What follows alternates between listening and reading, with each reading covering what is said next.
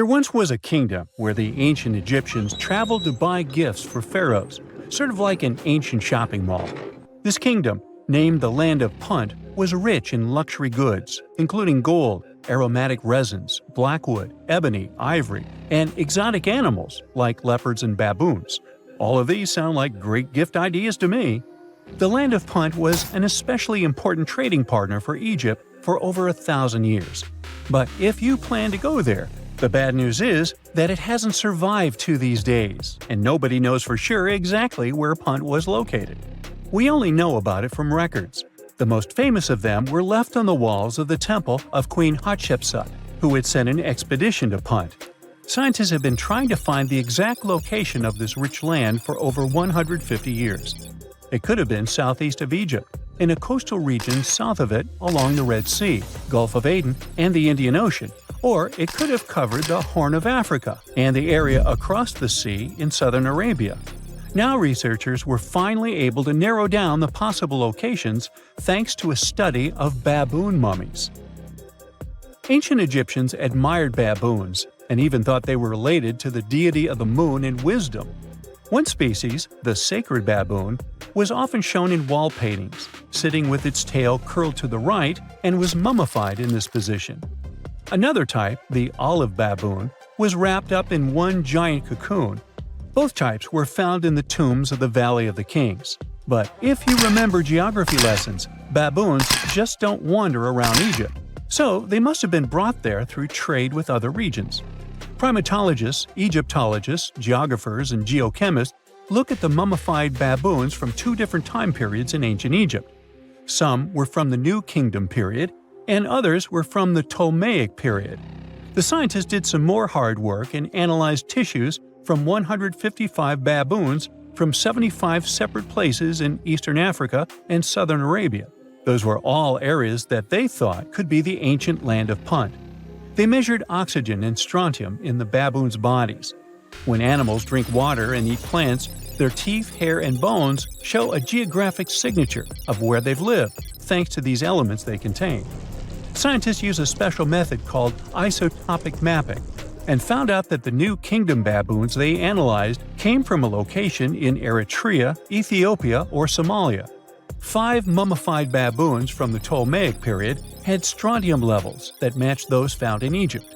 So, ancient Egyptians might have had a special place to breed and keep baboons, probably in Memphis, a city in Lower Egypt, not Tennessee. Meanwhile, paleontologists from New Zealand got lucky, as some boulders had split open from the tide and revealed fossils of the largest penguin that has ever lived on Earth. The scientists used laser scanners to make 3D models of the ancient penguin bones. They compared these bones to the flipper size of modern penguins and did some math as to how much the old penguins might have weighed. Today, the biggest penguins, emperor penguins, weigh between 55 to 100 pounds. Researchers think that the penguins from the past that they found weighed around 340 pounds, real giants in the penguin world. These huge flightless birds lived in the oceans around New Zealand more than 50 million years ago, after the dinosaurs went extinct. They totally took advantage of their big bodies to stay warm in the cold water. They might have even traveled the world thanks to it. And they'd scare off any predators, but they didn't have any. The asteroid that took down the dinosaurs also got rid of most big marine reptiles, and the ancestors of seals and whales were still living on land. Back in 1992, 4 farmers in China were draining water from their ponds and accidentally bumped into a ship full of gold and ancient statues worth millions. Just kidding, they actually found the Longu Caves. Those are 24 big caves created by people a long time ago. Even though they are so large and well-made, no one knows who built them, why they were built, or how they were built.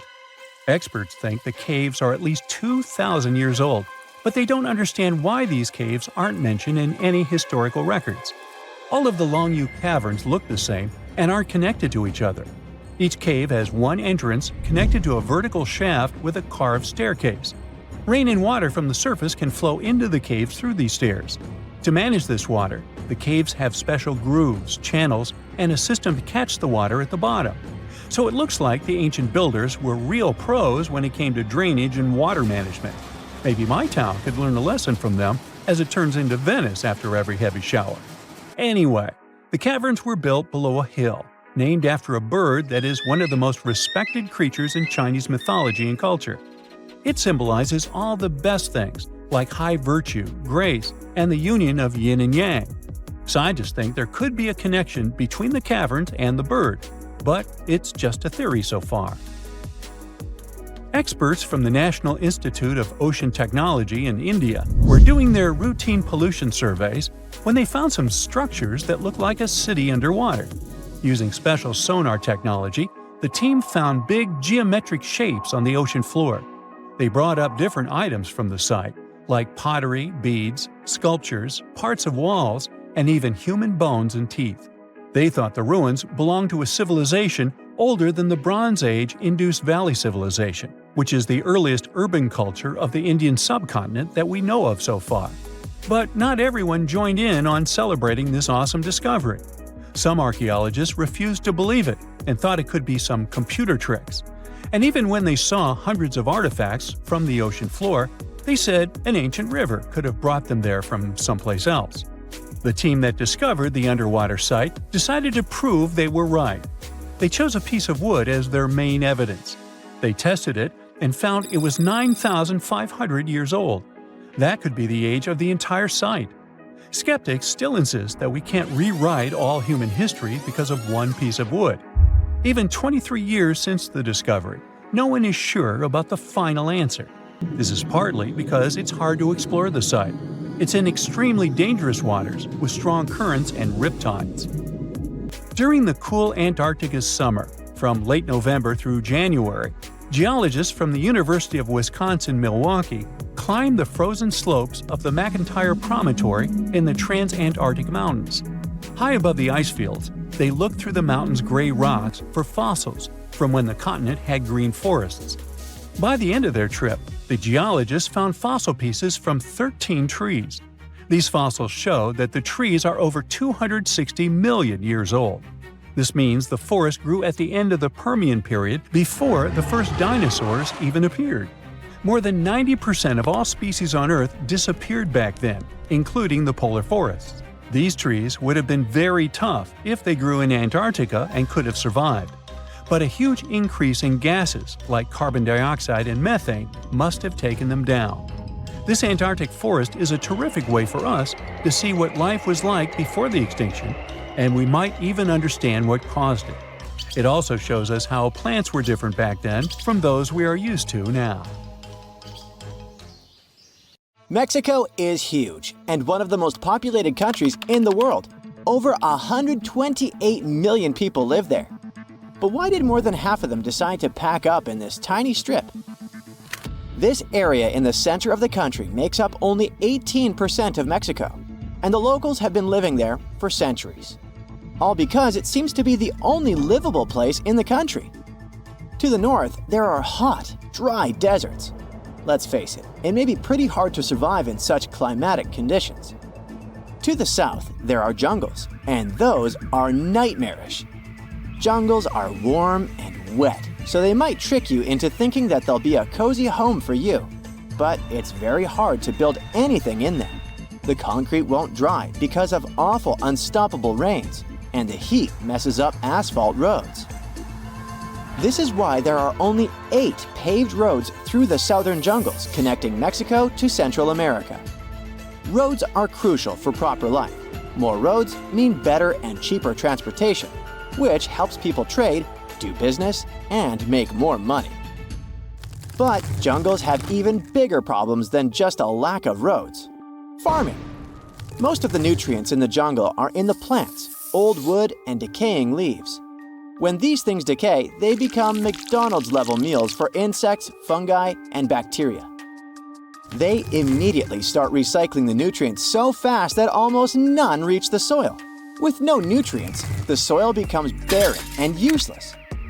Oh, and we still need to clear the jungles from time to time, otherwise they may become impossible to get through. People do that by using slash-and-burn methods. Because of this, they often end up with poor soil that needs lots of fertilizers to grow crops. And don't forget about the ever-present jungle pests. These guys pounce on the crops, and no amount of pesticides can get rid of them forever. To make matters even worse, nearly 70% of Mexico is located in the mountains. It's one of the most mountainous countries in the world, similar to Switzerland. And mountains, just like rain, do everything in their power to prevent humanity from thriving. Building infrastructure there is nearly impossible. It requires tons of money and labor compared to flatlands. And they also make transportation between these valleys and to the coast much more challenging. Now, imagine mountains combined with the jungles. Exactly. But hold on a minute. Isn't this central strip of Mexico filled with the highest mountains in the country? This area is packed with plateaus and valleys and sits at elevations of 7,000 feet or more. This is as high as a ski resort in Aspen, Colorado. Then why in the world does everyone still live here? Turns out, these are actually good mountains. Since they're so high, they block the hotness of the desert and the tropical zones. This way, they create cooler, drier, and more temperate climates. The soil here is super fertile and great for farming, all because of the plot twist. Many of the surrounding mountains are actually volcanoes. Volcanoes, while scary, can also be super useful. They've been erupting for millions of years, and when they do that, they mix rich minerals into the soil. They're like natural fertilizer. So the land here is perfect for growing crops, especially calorie-heavy grains like corn. That's why we get so much corn or maize from Mexico. Also, many volcanic areas have natural hot springs where people can relax and enjoy a warm soak. Finally, mountains help reduce the spread of viruses and insects. This is one of the reasons why Mesoamerica became one of the first cradles of civilization in history. Thousands of years ago, the ancient city of Teotihuacan thrived here. This city reached a population of at least 125,000 people, bigger than Monaco or Liechtenstein. It was one of the largest cities in the world at the time. Back in the days of the Aztec Empire, this area was home to 5 large lakes and many rivers that provided tons of fresh water for farming. Also, people used boats to transport goods. This boosted trading and cultural growth. But living in the mountains still isn't perfect. Only about 12% of Mexico's land is good for farming, so mostly people farm in the central volcanic valleys, where they've lived for centuries. Also, because the elevation is so high, the rivers flow from the mountains to the ocean. Gravity plays its tricks, and the currents accelerate and become stronger. Because of this, there's no cheap river transport between Mexico City and the ocean. The rivers are too dangerous for the ships. Instead, people have to rely on more expensive methods like roads, railways, and airplanes. Veracruz used to be the local star port. It was the only safe and calm place on the Gulf of Mexico. Since it was the only natural harbor for miles along Mexico's flat coastline, it was super important. Not only for locals, but also a hot target for invaders. And while mountains could keep Mexico's heartland kinda safe, protecting coastal areas was harder because of them. Connecting Veracruz to Mexico City was a massive headache. And don't forget that living near volcanoes is still scary. Every now and then, they throw temper tantrums and start spewing lava, ash, and smoke everywhere. This is extremely dangerous, so locals have to evacuate to keep everyone safe. One famous volcanic event happened in 1943 with the Paricutin volcano. Imagine a farmer's surprise when a volcano suddenly erupted right in his cornfield. The volcano grew rapidly and buried 2 villages in lava and ash. Most people managed to evacuate in time, but not all of them. Another dramatic event was the eruption of El Chichon in 1982. This eruption was a big surprise and caused a lot of destruction.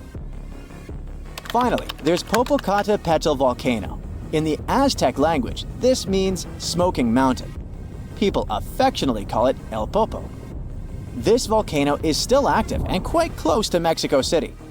El Popo frequently lets off steam and ash, reminding everyone that it's very much alive. And living near El Popo means always being prepared that something might happen. Also, the reason why volcanoes are there is because the local tectonic plates are pretty active. The ground likes to move, which means that earthquakes aren't a rare occasion here either. Well, at least the climate on the Central Strip is nice, so modern construction materials like concrete and asphalt thrive here. Finally, we can build some roads, right? Oops, never mind. Because of the elevation, the locals only managed to build the first railroad in the 19th century. Meanwhile, the US had already built over 50,000 miles of tracks at the time. Can you imagine? Since Mexico is like a jigsaw puzzle of separate valleys, it's very tricky to build roads and railways through the mountains. Basically, there are no cheap ways to move goods in the country. But a few cities found a way to thrive outside the Central Strip. Chihuahua is one of the largest cities in Mexico, and it's doing pretty well. They boast good automotive and electronics industries. That's probably because it's connected to the US border, which really helps trading. Hermosillo is also located in the desert, but luckily it's right near the Gulf of California, so the temperatures aren't that awful. Plus, it helps marine trading. In this city, they even made up some advanced irrigation techniques that make the desert bloom. Also, Hermosillo is a major center for the aerospace industry. However, Mexico City still remains the life center in the country, and it's one of the world's largest megacities, with over 22 million people. But it's hard for the central government in Mexico City to control this puzzle of a country. Trading between the central valleys and the northern deserts or southern jungles is very tough, and supporting the economy may be sort of frustrating. Scientists discovered something Atlantis-like near Australia. There used to be an entire continent that's now underwater. Here's what happened to it. Around 70,000 years ago, during the last ice age, there was a huge landmass called Sahul. It was located in the southwestern Pacific Ocean. This ancient supercontinent connected what we now know as Australia, New Guinea, Tasmania, and the Aru Islands into one giant piece of land. Imagine lush tropical rainforests surrounded by beautiful mountains. Sahul's tallest mountains were in the New Guinea highlands, with peaks reaching over 13,000 feet. This beautiful place was home to a variety of unique animals, most of which were pouched creatures. But back then, they weren't just koalas and kangaroos. Sahul was filled with different types of grazers, burrowers, scavengers, and predators. It was home to a huge diprotodon, a powerful hunter Thiosolio, and a horrifying Megalania, a creature that's much larger than any living lizard today. It was a unique place because the rest of the world was filled with placental animals at the time, like wolves, elephants, and humans. In Sahul, the only normal mammals were bats and rodents. But not all its parts were the same. The Timor, Arafura, and Carpentaria regions were covered by hot savanna and dry forests. It looked kinda like modern Australia, hot air deserts with scrubland, steppe, and temperate forests along the eastern coast. Back then, people were migrating all across the world. They made an incredible journey from Southeast Asia to Sahul and first arrived here from 60 to 45,000 years ago. They mostly traveled by foot and crossed the sea using bamboo rafts and simple boats. They came there from an ancient landmass called Sunda, which includes parts of Southeast Asia. They traveled across a series of islands known as Wallachia and eventually spread across Sahul. And it wasn't a small journey. Sahul was huge, around 4.1 million square miles. That's bigger than the USA or Canada. It stretched from the equator to around the southern part of New Zealand. So they arrived in what is now Australia and became Australia's first people. Scientists think that Sahul had a population of 500,000. We've discovered cave paintings that date back around 40,000 years. It's a hunting scene depicting an anoa, or miniature buffalo, facing figures of humans and animals. Researchers are trying to figure out how these early settlers moved across Sahul and where we might find archaeological evidence of their journey. To do this, they created a landscape evolution model. The simulation showed how Sahul changed between 75,000 and 35,000 years ago. It showed potential migration routes and archaeological sites. humans likely traveled along coastlines and rivers. But how did Sahul get submerged off the coast of Australia, similar to the mythical Atlantis? During the last ice age, much of the Earth's water was locked up in large ice sheets and glaciers. The sea levels were much lower than they are today. After that, the global temperatures increased. The ice sheets melted and the sea levels rose, flooding the land bridges that once connected different parts of Sahul together. About 8,000 years ago, New Guinea separated from mainland Australia, and then, about 6,000 years ago, Tasmania did the same. We still can explore the underwater parts of Sahul thanks to new technology. Divers explore and collect samples directly from the ocean floor. Underwater drones can go to places that are too deep or dangerous for humans to explore. And with sonar mapping, scientists use sound waves to create maps of the ocean floor.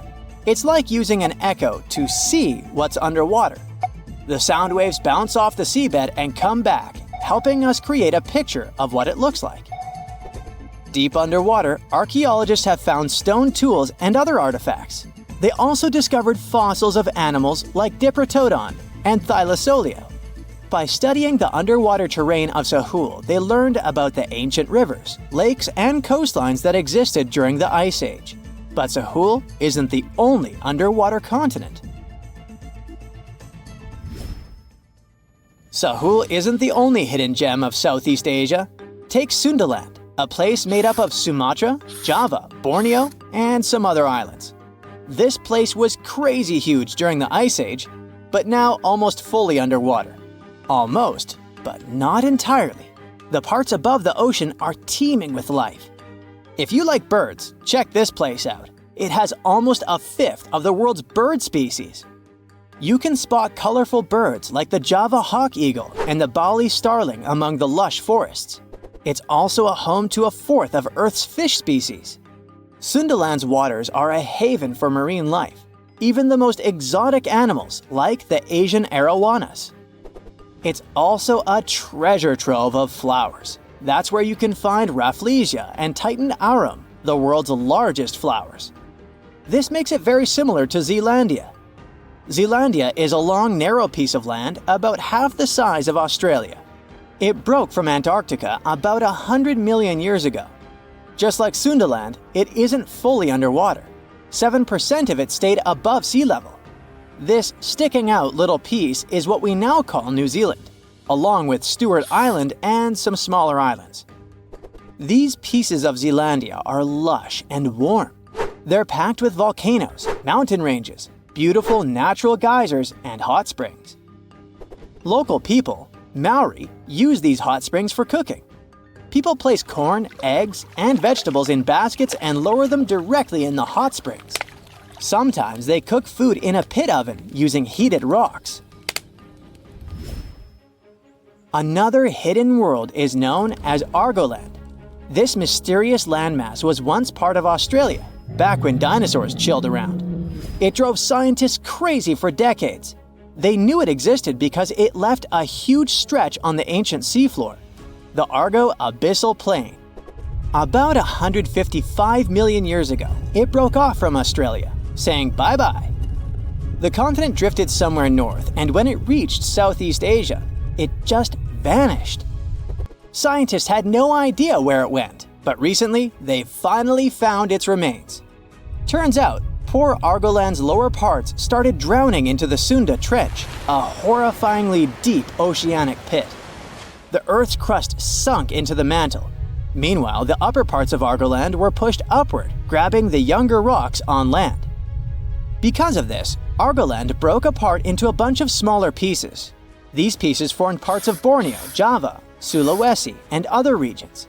The remains are buried under Indonesia and Myanmar. Imagine a colossal landmass the size of Greenland, Greater Adria. Its journey began about 240 million years ago when it broke away from the supercontinent Gondwana. It started moving north, and after 100 million years of enjoying the warm seas, it suddenly crashed into Europe and shattered into pieces. Most of these pieces went deep into the Earth's mantle. but some were scraped off and became part of mountain ranges like the Alps. Today, the remnants of Greater Adria are scattered across more than 30 countries, from Spain to Iran. That's why they're hard to look for. Seychelles was also once part of Gondwana. Yep, these idyllic islands are sitting atop of the ancient continent. We know a lot about it because of its fascinating granite outcrops. 100 years ago, Alfred Wegener discovered continental drift, but no one believed him. These granite outcrops helped him prove that he's not crazy and that tectonic plates really are moving. The Seychelles broke off from India and Madagascar and eventually became a sad loner in the Indian Ocean. This probably happened because of some insanely active volcanoes in the Deccan Traps. But now, the islands are home to unique species both on land and in the coral reefs nearby. Mauritius broke off from India after the dinosaur wiping. Along its journey, it stretched into a long ribbon-like shape and also broke into pieces. Now it's all scattered beneath the Indian Ocean. Scientists stumbled upon this lost land by studying tiny ancient crystals called zircons. These zircons are like time capsules. They date back an astonishing 660 million to 2 billion years. That's even older than Mauritius itself. These ancient crystals hinted that there's another Atlantis somewhere nearby. Turns out there are hidden continents all around the world, and maybe we'll discover more of them in the future. Strange and amazing items are discovered often, but figuring out what our ancestors were up to is pretty tough. Especially when all you have are just some rusty cups and cave drawings. It's no surprise that even the experts in lab coats sometimes make mistakes. But it's not just about dusty plates and huge stones. Sometimes there's even humans with large heads. So grab your digging tools and let's travel back to ancient times to explore incredible societies that even scientists can't fully explain. Sardinia may look idyllic now, but I'm not gonna lie, I wouldn't fancy visiting it 3,000 years ago. Rumor has it, terrible giants roamed around this island back then. People even talk about finding human skeletons over 13 feet tall there, although nobody's ever shown anything to prove it. But the stories will make you wonder because some weird stuff has definitely happened. In 1974, over 5,000 pieces of broken stone artifacts were found in a part of the island called Monte Prama, but instead of being displayed in a museum, they were locked up in an underground vault for about 30 years. Sounds a bit suspicious, doesn't it? When they were finally displaced in 2005, scientists put the pieces together to find statues of 38 giant men standing 8 feet tall. Not quite as tall as the legendary skeletons, but still pretty huge. It's thought these statues were made by the Nuragic people, who lived on the island a long time ago. Besides giant statues, they also built over 8,000 massive stone buildings. Perhaps Nuragic weren't giants themselves, but they definitely liked their things big. I do too. I like a big number of likes on our videos. That would be pretty great. Thank you if you liked this and subscribed. Now back to the video. You and I are pretty smart, but we might not be the smartest humans ever. Actually, we might not even be the smartest species. Since 1913, some skull fossils found in South Africa have hinted at a possibly smarter contender called Boscop man. This human-like species might have lived as recently as 10,000 years ago. Their skull suggests they had really big heads, which means their brains could have been 30% bigger than ours. Wow! Their average IQ could have been around 149, making them among the smartest 0.05% of people today. But if a Boscop brainiac was so much smarter, why are they not around and we are? Well, bigger isn't always better, you know. Our brains are a lot bigger than our ape relatives, mainly in the prefrontal cortex. This part helps with high-level tasks like making decisions, remembering things short-term, and being aware of ourselves. The parts of the brain that handle our senses and movements haven't really grown much. So, maybe the Boscop spent too much time dwelling on the past rather than doing practical things like hunting. But this is all just guessing. We really don't know what happened to these clever cousins of ours. Some people even argue that Boscops weren't any different from us, with the only evidence being parts of skulls. The jungle is huge. Did you know the Amazon rainforest is home to about 30% of all the world's plant and animal species? That's impressive. However, the history of one native species, humans, has long puzzled scientists. The mysterious Kasarabe people lived here for hundreds of years and then vanished around 1400 AD. People thought the Amazon only had a few scattered tribes, but recently we discovered big, unusual shapes in the ground called geoglyphs. These might look like simple shallow ditches, but they're actually the remains of a vast civilization that spread over 5,000 square miles and includes about 450 markings, some as wide as 1,300 feet. That's insane! They likely contained ceremonial buildings and could have hosted up to 1 million people as recently as 550 years ago. Thanks to new technology like LiDAR, which uses a safe laser to map the forest without harming it, we can explore deeper. In 2019, some scans showed miles of raised roads and pathways and even pyramids over 70 feet tall. They found 26 separate settlements, 2 of which were at least 250 acres each.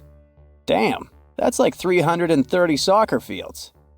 It's not certain what happened to the Kasarabe people. Maybe European conquistadors drove them out. Maybe the most baffling ancient civilization is one we've never actually found a trace of. Yep, I'm talking about Atlantis, the grand city that supposedly sank into the ocean. The first mentions of Atlantis come from the ancient Greek philosopher Plato, who talked about a great city near the Strait of Gibraltar. But for ages, everyone just thought Plato made up Atlantis as a perfect version of his own Athens.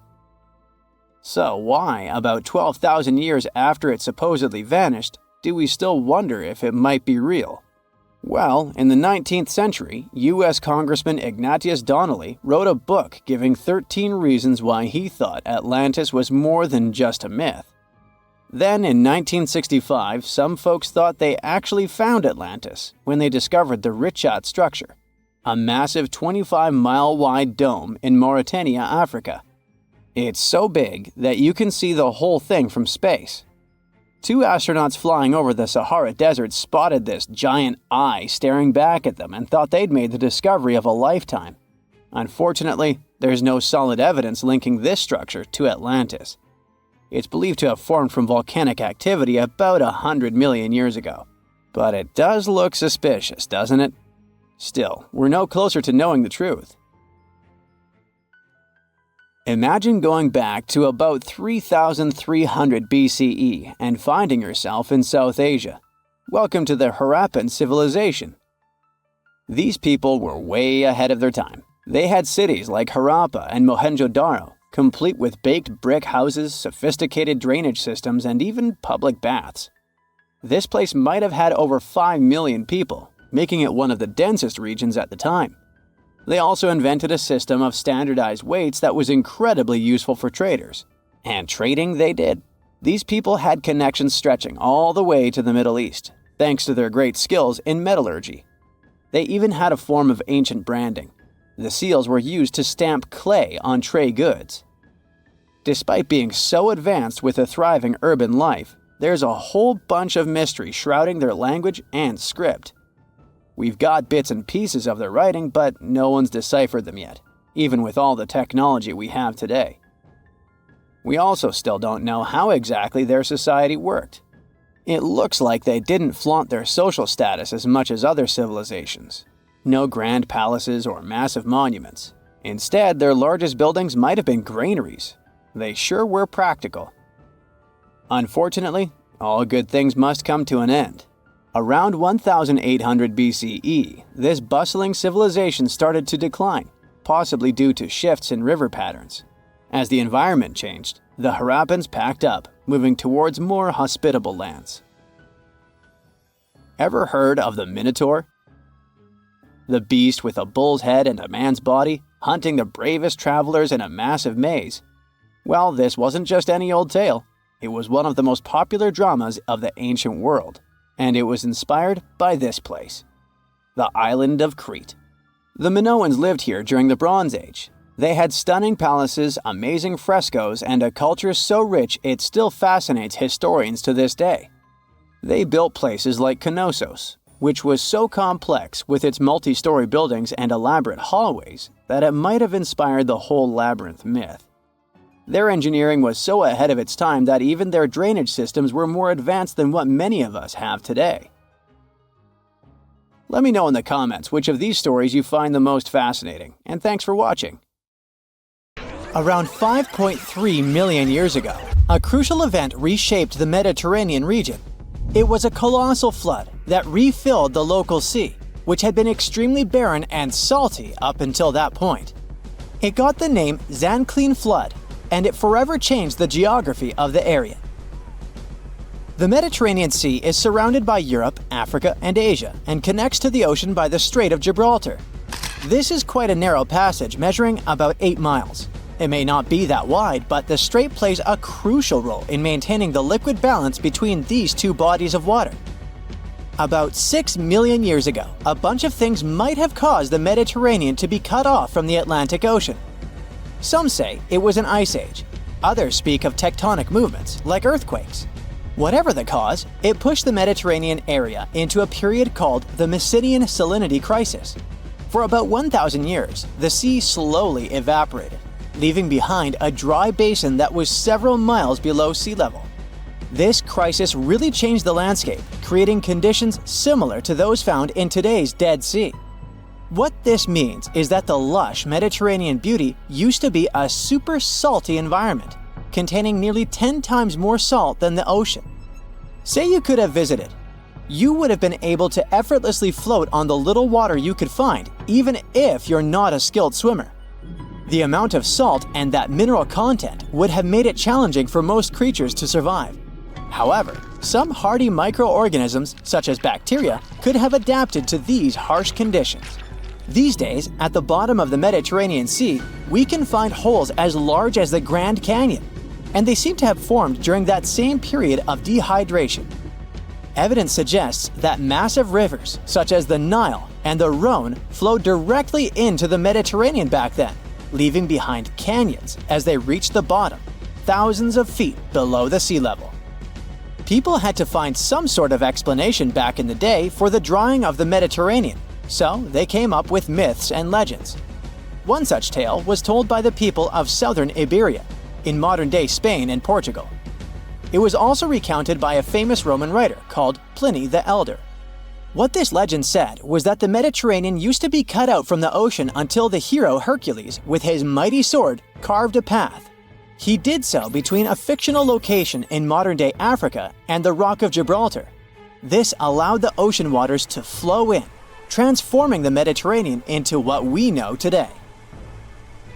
Some fossils also seem to confirm the unusually large flood. Remains of marine organisms were found in layers high above current sea levels. This means the areas were once submerged underwater. These fossils belong to mollusks, fish, and marine mammals. Because of modern techniques, we now have at least an estimated timing of the Zakhiku flood. Scientists used computer simulations to reconstruct the event, providing further evidence that it was real.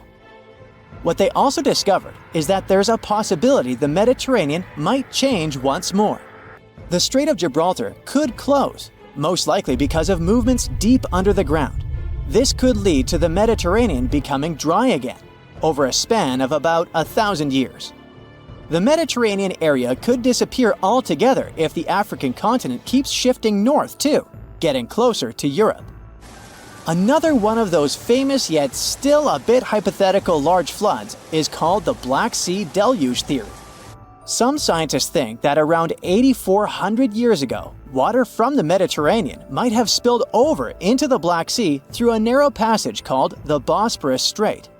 This could have caused a massive disaster, forcing people living near the Black Sea to pack up their things and move further inside the continent, in both Europe and Asia. Along with them, they might have carried stories about this colossal flood. The specialists that came up with this idea also suggested that these migrating people might have brought along new ways of farming. Not everyone from the scientific community is convinced, though. Some argue that while there might have been a flood, it likely happened earlier and was way smaller. They didn't think this flood could have caused, for example, the story of Noah's Ark. In this legend, a spiritual man was warned by a higher entity that a giant flood was on its way. The man went to gather pairs of animals and pack them all in a boat to make sure these species would survive the devastating flood. There was also the concern among scholars that discussing real floods and ancient stories too much might blur the lines between science and fiction. There may be other reasons why these flood stories are so often found across different cultures all over our planet. One idea is that floods were incredibly destructive for early farmers, so they invented myths about them signaling the end of the world. Another idea is that people stumbled upon ancient sea creature fossils in unusual places, leading them to believe there was a significant flood in the past. The solution to future floods, though, might be floating cities. As sea levels continue to rise, coastal cities like Amsterdam, New Orleans, and Venice may go under.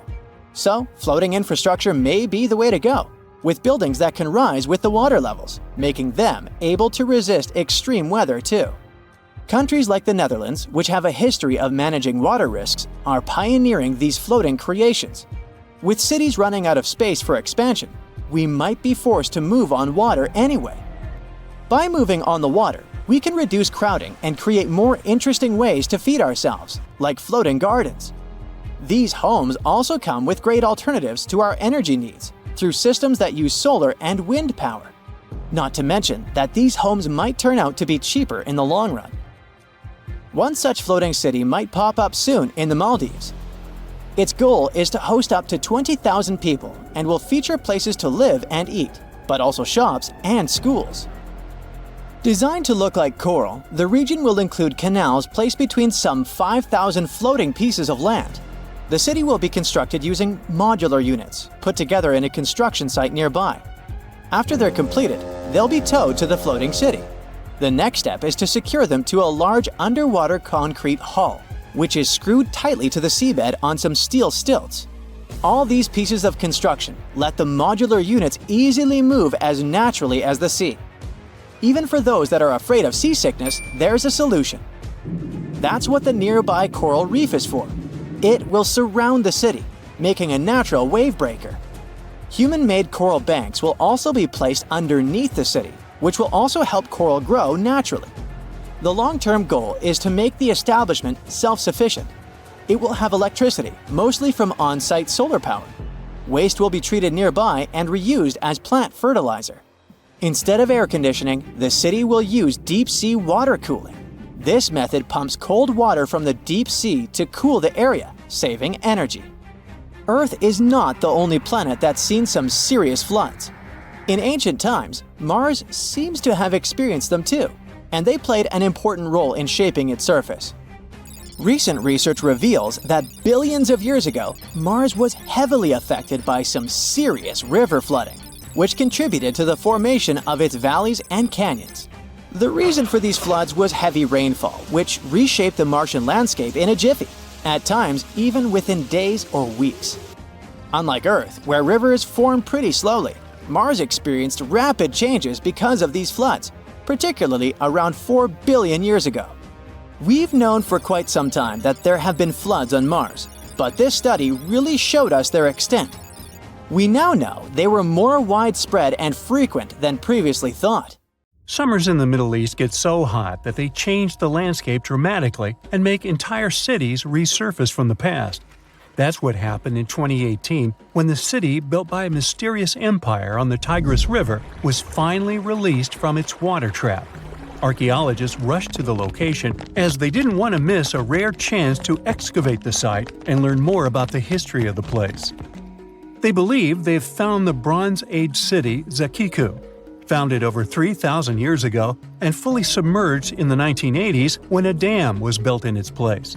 It used to be a busy hub for the Mitanni Empire for caravans on the popular trade route. It had water, which is a rarity in the area, and it was a guarantee for success. We know very little about the once powerful empire, as scientists haven't found any written chronicles in the excavated sites. That's why the archaeologists were thrilled to find an entire palace for the local ruler. Several years later, when the area became free from the water again, they found some fortifications to protect the city from foes.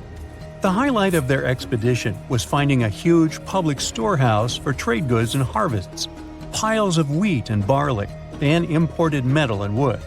Bread was the staple food for the locals, and they also loved big pots of vegetable soups and stews for lunch. Each household kept sheep, goats, cows, and pigs, so they had a steady source of milk and meat for special occasions. All the constructions found so far were built from bricks molded from mud. The walls that were underwater for over 40 years are so well preserved as if they went down yesterday. The royal palace stands out as it's larger than the other constructions, has thicker walls, and even pavements made of baked mud bricks that were sealed to be waterproof. The local king must have been in good relations with the emperor of the larger empire, of which Zakhiku was dependent. Traders who lived in the city collected wooden beams and took them to storehouses. The beams arrived down the Tigris River from the forests in the mountains in the north and east of Mesopotamia. Merchants came here to sell their goods and then crossed the Tigris on their way to the borderlands. Zakhiku was thriving as a center of commerce for about 6 centuries until it was hit by a massive earthquake in 1350. Archaeologists found 5 ceramic vessels holding over 100 clay tablets made close after the earthquake. It's almost a miracle that small tablets of unfired clay managed to survive underwater for decades. People who created those must have carved notes on clay while it was still wet. They wrote about anything, from newly stored harvests to notes for other kingdoms. Then they would let the message dry in the sun. Scribes even had to learn a different language so that everyone outside the city could read it. Scientists believe the tablets they found used to be part of a private archive. They hoped to decipher the notes to learn more about the history of Zakhiku and the whole empire after the terrible earthquake. The damage to the buildings was so enormous that it was impossible to restore Zakhiku to its former glory, and if there had been any survivors, they must have left the city. Several decades later, the Assyrians, who also lived in Mesopotamia, settled here. They built their houses on the ruins of the abandoned city and used whatever structures they could find from the previous residents as outer walls. But they stayed here only for 50 years, then decided to build a new capital on more fertile soil to make some good cash from agriculture. Archaeologists working in Zakhiku had to halt excavations when the water levels went back up and covered the city. They sealed the ruins in tight-fitting plastic sheets and put stones and gravel on top. They hope it will help protect the priceless site from water erosion and prevent it from disappearing again. They realize how important water from the dam is for the region, but if it recedes again, they say they'll definitely continue the excavations. There was a bustling community in today's Taklamakan Desert in China around 1,600 years ago. It lived along the Nile River, which ran through the desert for miles and got its water from the melting snow in the mountains. After 3 years of work in the area, archaeologists and scientists managed to dig up 8 tombs in the desert. Thanks to the desert heat, the clothes and artifacts inside them were almost as good as new. The people who wore those must have lived in the ancient city of Naya. Naya used to be part of a prosperous kingdom at the heart of the Silk Road trading route and had a population of over 3,000 people. Then, desert sands went rogue and swallowed the city whole. Archaeologists only found the ruins of Nija in the early 20th century. Scientists from different countries have tried to solve its mysteries. It looks like the tombs discovered at the end of the 20th century belonged to the wealthy. There were some expensive items inside: a quiver and bow, metal arrowheads, gold earrings, and a glass bead necklace, a lacquer box with a comb, makeup, and a sewing kit in one of the tombs. There was also some silk of top quality, and even the bright colors like green and yellow haven't faded on it. The fabric also had Chinese characters with quotes from historical books, which helped scientists identify the period in which it was made. Archaeologists later found a large dwelling site and the clearing of 3 ruined buildings. It will probably take many more years to understand why the city had fallen and what happened to its people. Saudi and French archaeologists teamed up near Riyadh, the Saudi Arabian capital, and stumbled upon an ancient settlement dating back 8,000 years. The scientists used all sorts of cool tech, like laser scanning, drones, and aerial photography, to unearth this Neolithic-era gem. They found the settlement in a local archaeological hotspot. Among the treasures they uncovered were a stone temple, remnants of an altar, and over 2,000 graves. All these finds tell us about ancient practices and rituals. The team also found the foundations of 4 massive buildings, corner towers, and open-air courtyards, all with underground reservoirs to store water for agricultural use. There was also a smart irrigation system with canals and cisterns, which let the city thrive in one of the driest deserts in the world. Rock drawings etched into the nearby mountain depicted the daily life of the locals. The excavations have been going on in the area for over 40 years, and scientists still keep finding new artifacts to answer more of their questions. Fishers have stumbled upon ancient bones, tools, and artifacts that are 9,000 years old on the North Sea floor. British and Dutch archaeologists and paleontologists rushed to see the finds as they were hoping it could be evidence of the submerged Doggerland. And they weren't disappointed. There were even perfect sets of footprints left by Mesolithic people who lived here. 12,000 years ago, during the last major ice age, the British Isles weren't islands at all. There was a landmass made of many hills, marshlands, and dense forests that connected them to the European continent. That landmass was Doggerland, where a prehistoric hunter-gatherer society lived and thrived. But then, the sea level started going up at the speed of 3 to 6 feet a century as glaciers were slowly but surely melting. The locals had to move to areas that today belong to England and the Netherlands. Experts decided to learn more about the history of Doggerland, using data from oil companies working in the North Sea. So far, they've created digital models of what the area of 18,000 square miles might have looked like before it vanished beneath the waves. They still need to analyze samples of ancient insects and plants and the DNA of animals to get a full picture. One interesting thing that happens in map design is the so-called Baltimore phenomenon, or Baltimore effect. This phenomenon happens when a city or another object is left off a map because there's just not enough space, while smaller cities make the cut simply because there's room for them. The name comes from Baltimore, Maryland, which often gets left out of maps because it's surrounded by bigger cities like Washington, D.C. But on the flip side, sometimes smaller and less well-known cities like Alice Springs in Australia end up on the same map simply because there's enough space for them. Like at this scale, Alice Springs, which give or take 25,000 inhabitants, is labeled, but the huge city of Guangzhou, with over 14 million people, is somehow not. This phenomenon is more common on automated mapping sites, but it doesn't happen at every zoom level. On popular sites like Google Maps and other similar ones, you'll only start seeing Baltimore show up at certain zoom levels, like the 5th, 6th, or 7th zoom. Cartographers can tweak their maps to make sure they're useful and convey spatial information effectively, finding the right balance between showing important details and keeping the map clear and focused. The best maps are the ones that show key elements clearly, while still accurately representing the world. But Alice Springs is not the only weird thing on the map of Australia. Look at the time zone map. This 10.5 section looks a bit off, huh? Well, Australia is officially divided into 3 standard time zones: Western, Central, and Eastern. Australian Central Time aligns with UTC plus 9:30, with individual states and territories deciding whether to observe daylight savings time. Australian island territories and Antarctic stations contribute to the complexity of the time zones. Despite this, Australian time zones are generally easy to understand. In addition to the official time zones, there is an unofficial hybrid time zone called Australian Central Western Standard Time. This time zone is halfway between Western Time, UTC plus 8, and Central Time, UTC plus 9:30. making it UTC plus 8:45, a unique quarter-hour difference. Australian Central Western Standard Time is only observed in a small area in far southeastern Western Australia, along the Eyre Highway.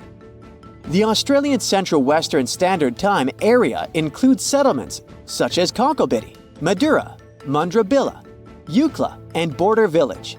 Only a few hundred people live in this region, making it easier for them to agree on a non-standard time zone. Despite the lack of official approval, Australian Central Western Standard Time continues to be followed due to the significant time gap between Western and Central time zones, especially during the summer when South Australia observes daylight saving time and Western Australia does not. The use of this unique time zone can often lead to confusion, even amongst the locals. Eucla police, for example, operate on Perth's time zone, causing occasional tardiness to events such as community gatherings. Locals mentioned that in the past, Eucla operated on its own unofficial time, which made things simpler, before the transition to align with Perth time. They also face confusion as their location in South Australia does not observe daylight savings.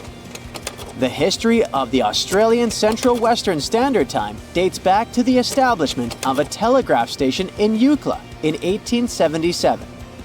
Although the exact origins of this time zone are unclear, it is speculated that it was adopted to avoid confusion at the telegraph station located on the border between Western Australia and South Australia. UTC plus 9:45 was historically utilized in Australia as a time zone known as Central Western Daylight Time. Certain roadhouses along the Eyre Highway in South Australia and Western Australia adopted UTC plus 9:45 during the summer months when South Australia observed daylight savings time. While not officially recognized by the authorities, the boundaries of this time zone are clearly outlined and often depicted on local road maps. 5 locations in Australia, including Border Village, Kaiguna, Eucla, Madura, and Mundrabilla, previously observed UTC plus 9:45. Currently, these areas operate on UTC plus 8:45 due to Western Australia's lack of daylight savings time. Australia is not the only example of weird time zones. China has a population of approximately 1.5 billion people, and it's the 3rd largest country in the world. Despite its vast size, China operates on a single time zone known as Beijing Time or China Standard Time. This unique time zone covers almost 5 geographical time zones within the country. At times, in some cities in China, the sun rises as late as 10 a.m. People often have lunch after 2 p.m. or even after 4 p.m. if they're not in a hurry. Since 1991, daylight savings time has not been observed in China. However, the region of Xinjiang, located in the western part of the country, follows Xinjiang time, which is 2 hours behind China Standard Time, and is considered an unofficial time zone. Nepal also has its unique time zone, as it operates on Nepal time all year round, without the use of daylight savings time. It's a bit unique compared to other countries because it has a UTC offset of plus 5:45, meaning that Nepali clocks are 5 hours and 45 minutes ahead of Coordinated Universal Time. This is only a 15-minute difference from neighboring India, where the standard time used to be the same until Nepal decided to set its own time zone in 1956. Now, let's examine the map of Europe. Great Britain, Portugal, and Spain are all located at roughly the same latitude. However, despite this, it's 1 hour earlier in Portugal and the UK compared to Spain. Why is this the case? In the 1940s, Spain was instructed to switch to German time, a directive that was accepted by Spanish authorities. Over time, despite changes in leadership, Spain remained in the same time zone, resulting in it being 1 hour behind its neighboring countries at the same latitude. But like many other countries, Spain sticks to daylight savings time. Greenland would rank as the world's 12th largest country if it were independent, but it's currently part of Denmark. The country has 3 different time zones. Most of it is 3 hours behind Greenwich Mean Time, except for only one town on the eastern coast, which is 2 hours ahead. Thule Air Base in the northwest operates on GMT -4, while the tiny population of Danmarkshavn sticks to GMT. Daylight savings time was implemented to give us more daylight during the evenings after work, which could help save energy by lowering the need for lights and heat. It was first suggested by Benjamin Franklin in 1784 to align waking hours with daylight and conserve energy, and was implemented in Port Arthur, Ontario in 1906. Since then, many countries have adopted the practice, though some regions near the equator or at high latitudes opt out due to minimal variations in daylight hours.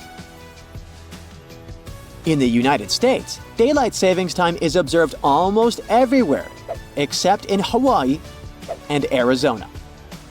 Arizona's scorching hot weather makes daylight saving time kind of pointless. People there would rather get stuff done in the cool morning hours than sweat it out in the evenings. However, the Navajo Nation, which is autonomous Native American territory, sticks to the same daylight savings time schedule as the rest of the country. Even though it spans 3 states, Arizona, New Mexico, and Utah, they keep the time consistent across their lands. As for Hawaii, due to its tropical location, the amount of sunlight doesn't change much throughout the year.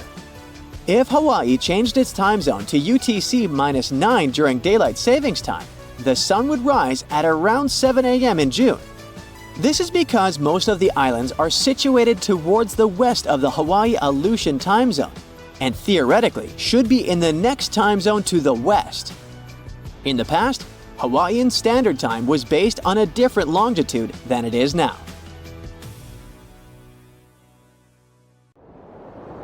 If one of the many apocalyptic scenarios come true and humanity is wiped out completely, a black box will tell whoever comes after us about what has led to that scary day.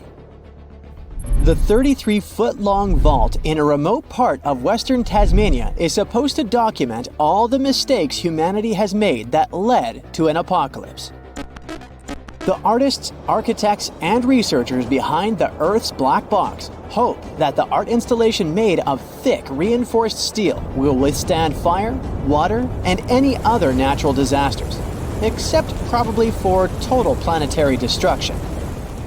Just like the black box you can find in planes, this time capsule is supposed to help the next civilization do better and avoid the probable sad and tragic fate of our humanity. The project is fully non-commercial and has an important message. The box will be full of storage drives and have access to the internet. Solar panels on the roof will power it, and batteries will take care of backup power storage. Whenever the sun's out, the black box will be updating itself with new scientific data. A special algorithm will sort it only to save the information relevant to the project. It will be measurements of land and sea temperatures, ocean acidification, species extinction, land use changes, as well as data on human population and energy consumption. The second type of data for the box will be newspaper headlines, social media posts, and news from the key global events focusing on the environment. The creators of the box decided to encode and store data for it in several formats, including binary code. The instructions on how to retrieve all that priceless knowledge would be etched into the outside of the box. Some of the big brains involved in the project are afraid that this could inspire some curious bad guys to break into the box long before it's time to do it. The solar-powered hard drive will have enough space to collect data over 50 years. Even the most pessimistic scientific models don't predict the end of the world any sooner anyway. It might even take centuries before the worst happens. The idea of a box that would record everything that happened before an accident in aviation was born in the middle of the 20th century. Back then, the world's first jetliner, de Havilland's Comet, crashed 7 times over 2 years, taking the lives of 110 people. The Department of Civil Aviation in Australia wanted to find the possible cause of all these crashes. One of these experts was Dr. David Warren, a chemist specializing in aviation fuels. He realized that there was simply not enough data to make any conclusions. There was no one to tell what had really happened before the crash.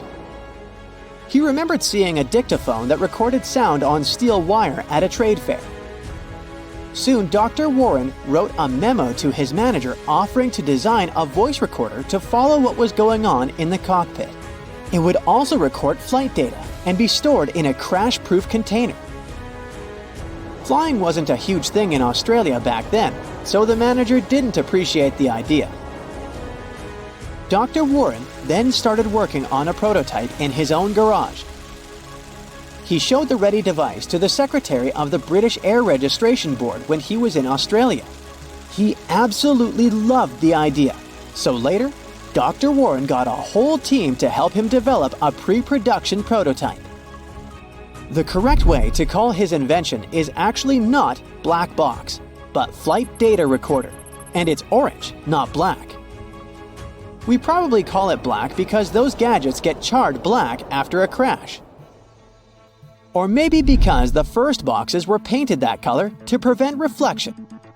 Or because that's the general name scientists use for devices with in- and output of data with complex internal workings.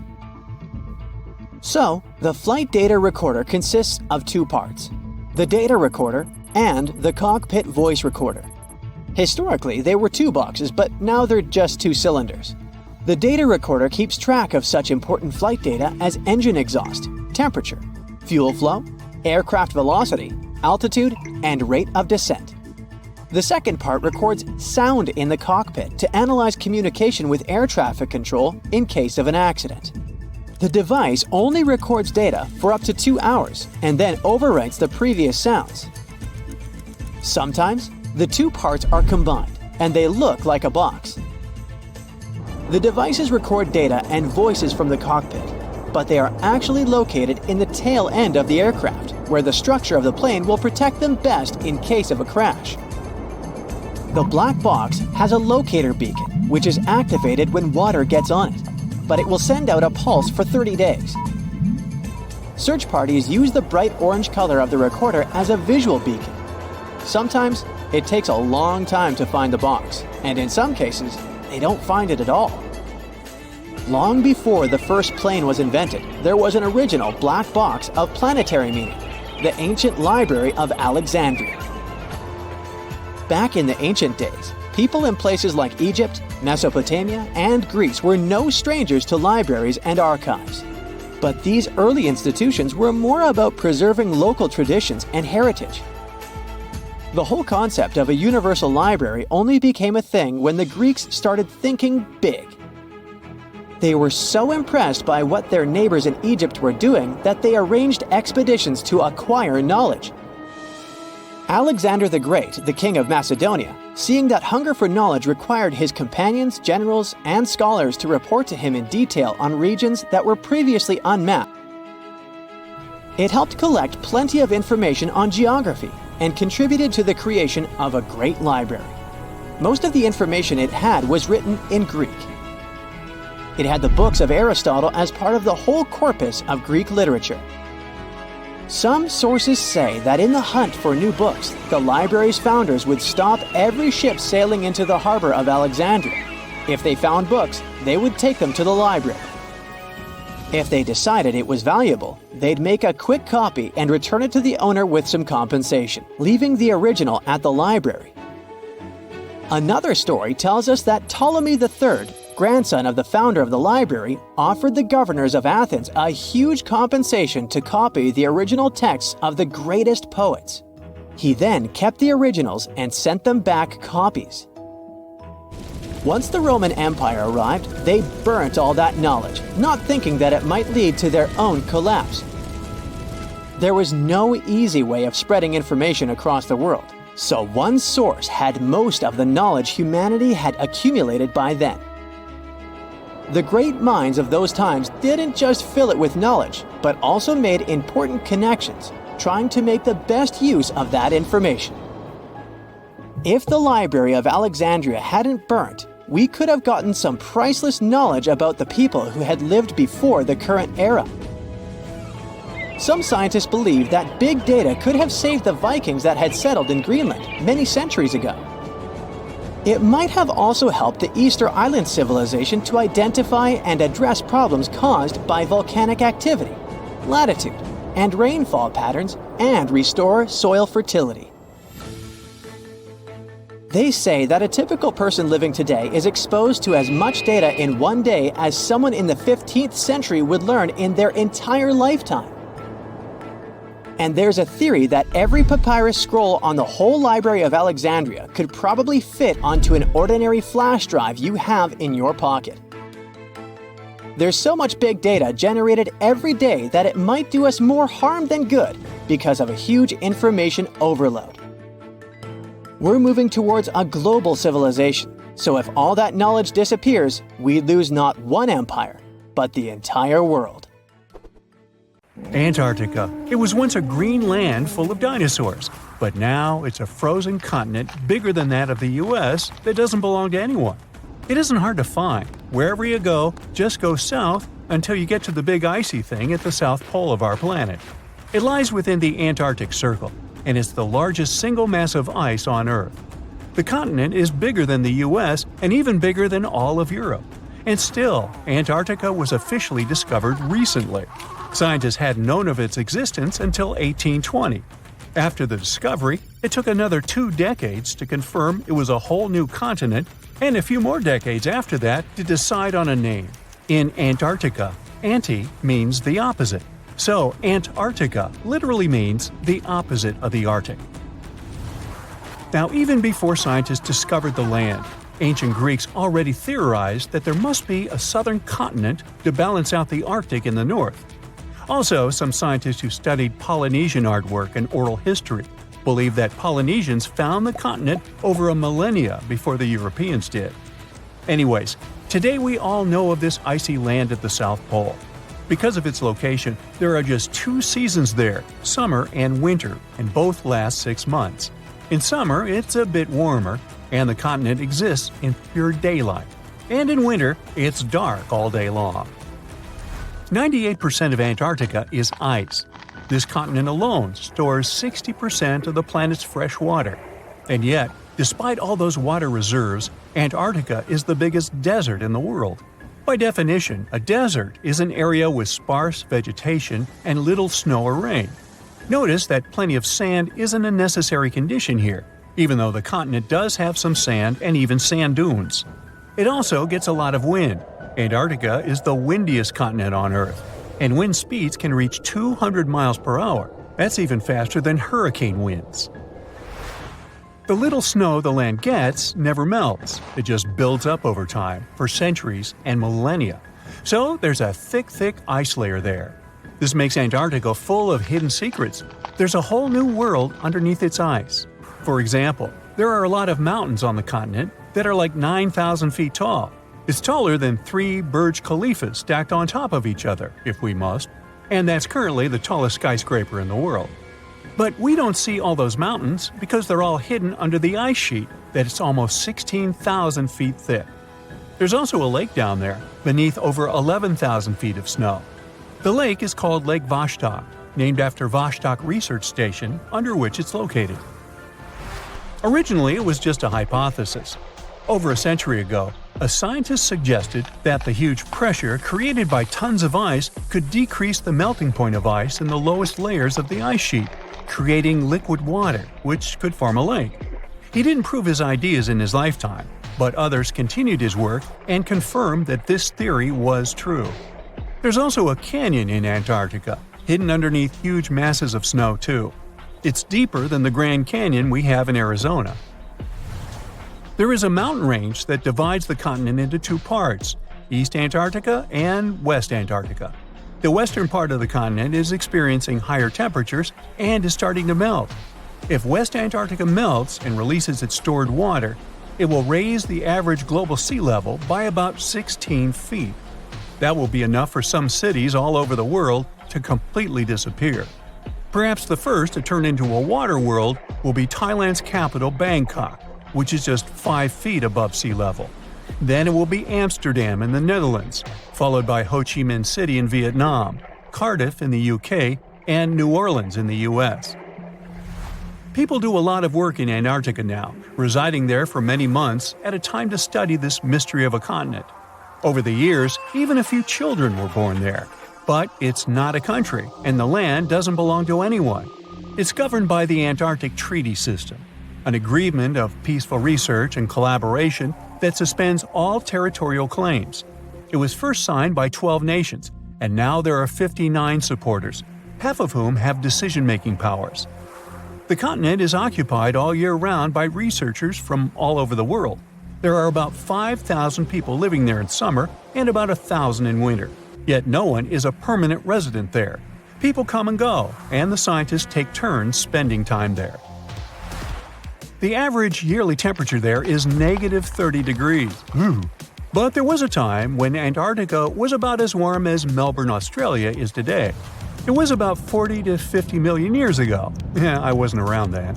But the continent had green forests and dinosaurs roaming its land, chilling in the sun in a 63-degree Fahrenheit environment.